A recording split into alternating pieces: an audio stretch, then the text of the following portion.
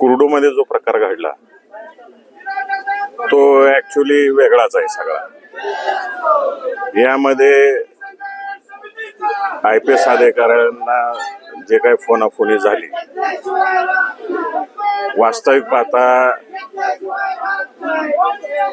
कुठलेही मुख्यमंत्री उपमुख्यमंत्री लेवलचे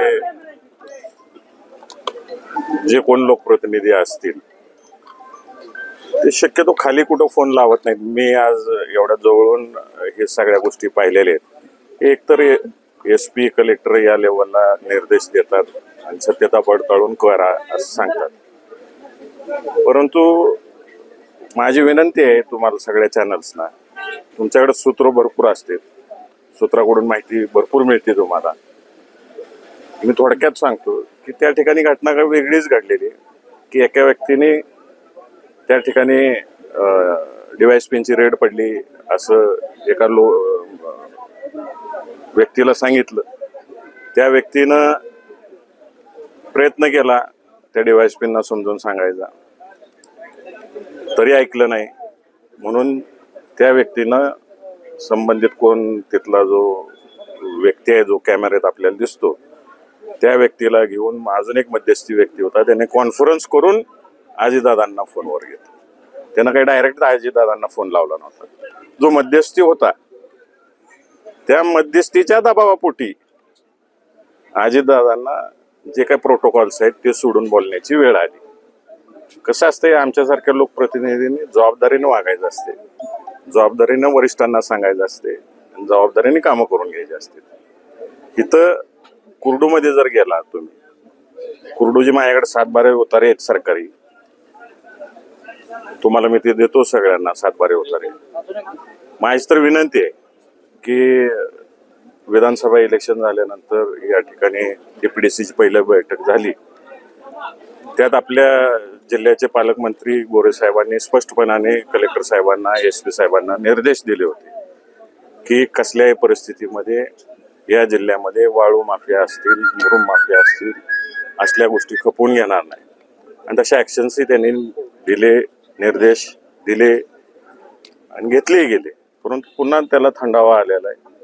माझी पालकमंत्र्यांना विनंती राहील की जो कुर्डूतला 7-12 उतारा आहे सरकारी, तिथून आजपर्यंत करोडो रुपयाचा मुरुम चोरीला गेलेला आहे आणि अनेक मागासवर्गीय समाजाची लोक नोकरीनिमित्त उदरनिर्वाहानिमित्त पुणे मुंबईत राहायला गेलेले, त्यांच्या शेतातून सुद्धा किती मुरुम गेलेला आहे हे सुद्धा तपासणं गरजेचं आहे। तर माझी विनंती राहील कलेक्टर आणि SPना की सुमोटो त्यांनी तपासणी करावी।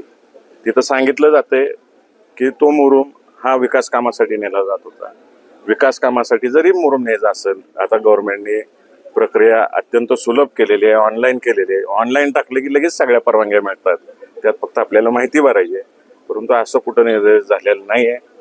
दबाव तंत्र केलं जाते आणि एका चांगल्या कर्तव्यदक्ष महिला अधिकाऱ्याला त्या ठिकाणी बदनाम करण्याचं काम आणि त्यांच्या मागं वेगळे वेगळे काय काय चौकशीचे ससेमेरे लावायचं काम या ठिकाणी होते।